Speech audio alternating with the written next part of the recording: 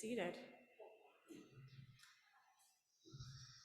We have probably all been to parties or gatherings where we know beforehand that we may not like all of the guests present, or we feel certain in our bones that they don't like us. We may dread going to these events, but for various reasons, we must go. Tonight, we hear of Jesus hosting a dinner party for a group of friends who he's pretty sure are going to betray him. And he knows that not everyone around the table is a true friend.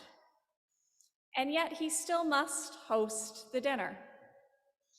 And perhaps worse of all, his guests are all arriving in a really upbeat and celebratory mood.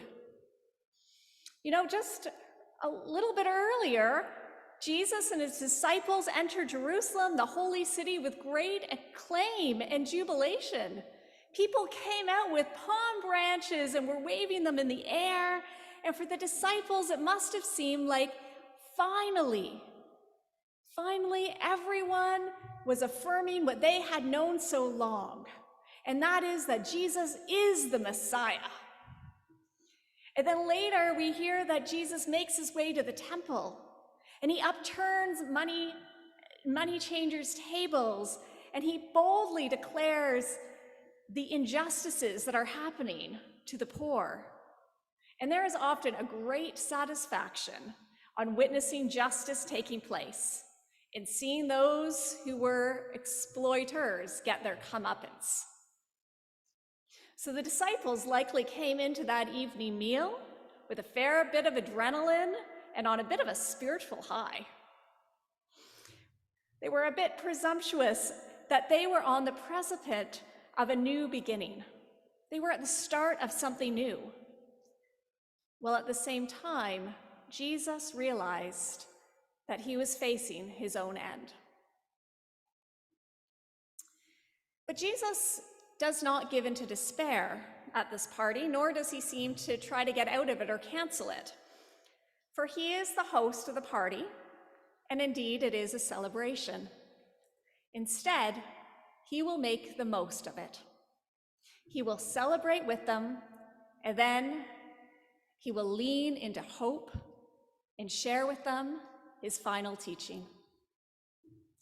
Now, many may equate hope as being the opposite of despair. Yet early monastic Christian writers thought differently. For them, hope was not the opposite of despair. Rather, the opposite of despair was presumption. For where despair assumes that nothing will go well and all is lost, presumption assumes that all will be well. And in the end, nothing will be lost. In a state of despair, we become despondent, believing that the outcome of any given situation is inevitable, and therefore there's nothing really we could do anyways to make a difference. Opposingly, when we presume something, we're often filled with such confidence and optimism that we think everything's going to turn out well in the end. And again, we don't really feel a need to act. As theologian Lisa Anderson writes in a wonderful article entitled "The Ordeal of Hope," both despair and presumption are fundamentally failures to work. They are failures to strive, even to fight for a better outcome. And hope is the virtue between those two extremes. As 21st century people, we tend to think of hope as being somehow future-oriented. But the monastics of early Christianity knew that hope wasn't forward-thinking, anticipating passively a better future, but rather hope is a way to actively live into the here and now. Hope is about faithfully doing the work in front of you without falling in to either presumption or despair. That night, at supper with his friends, Jesus could have easily fallen into despair, knowing that his death was inevitable, or presumption, that of course the scriptures would be fulfilled and God would help him out. Yet instead, he leans into hope and he gets to work. There are two traditions of what Jesus did at that Last Supper with his friends. The first is that he took bread and wine and offered them. In the context of a meal that is the retelling of the story of the Exodus and the miraculous salvation of God, we hear Jesus reframing the story.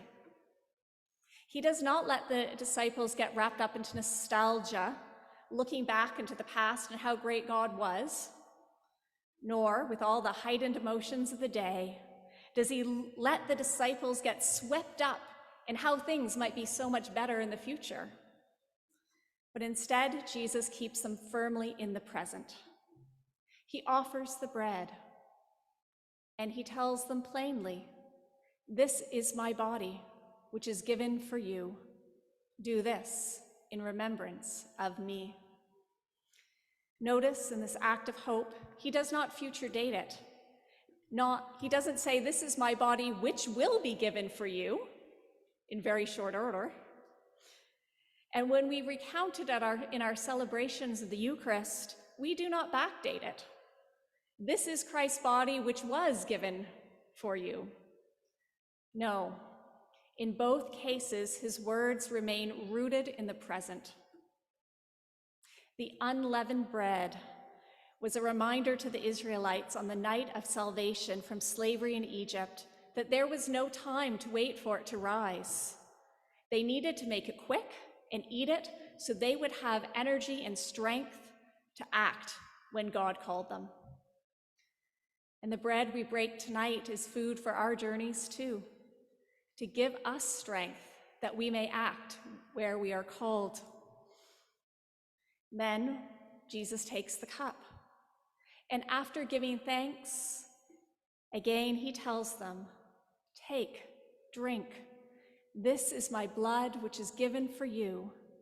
Do this in remembrance of me."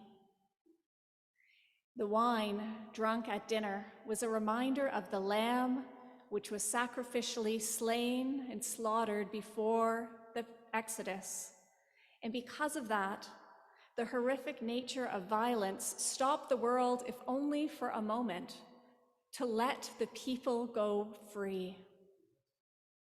It is also a cup that was drunk in anticipation of the coming Messiah, who would come again to set the people free.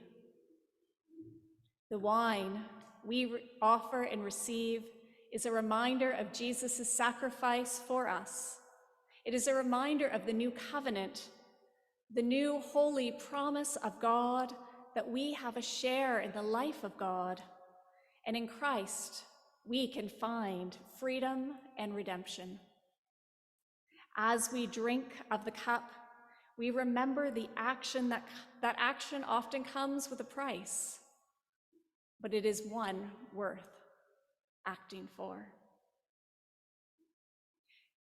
Then after dinner, John the Evangelist tells us that Jesus steps away from the table.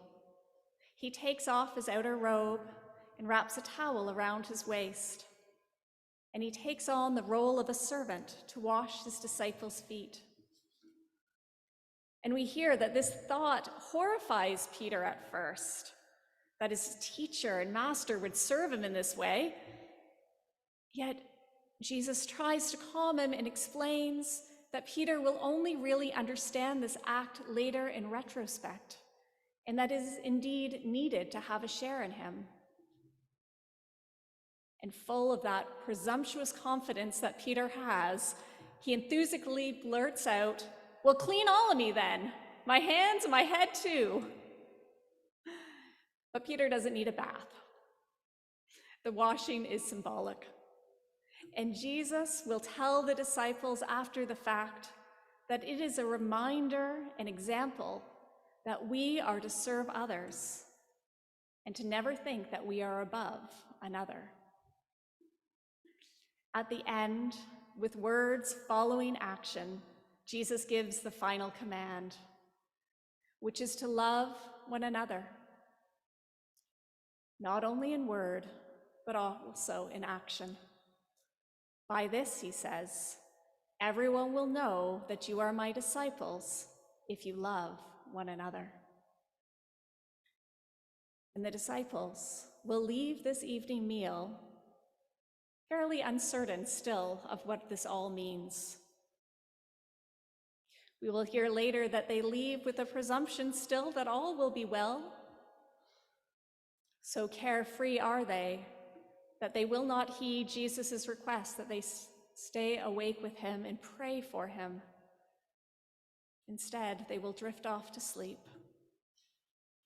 Yet in a few short hours, Jesus will undo the guarantee that if we love him, we will not lose, because this night, Jesus will lose. He will lose his disciples first, then his dignity, and finally, his life. And we will see his disciples move very quickly from presumption to despair.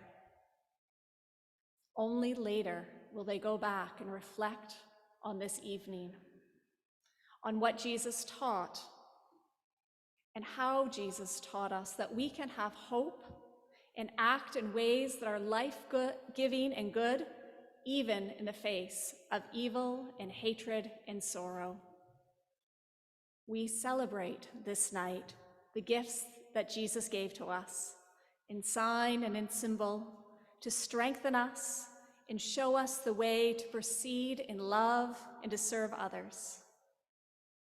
Tonight, we root ourselves in hope, a hope that is not just wishful thinking, but a hope that is tangible and real, a hope that is self-giving, serving, a hope that is community building, a hope that is rooted in love that has no end. Thanks be to God.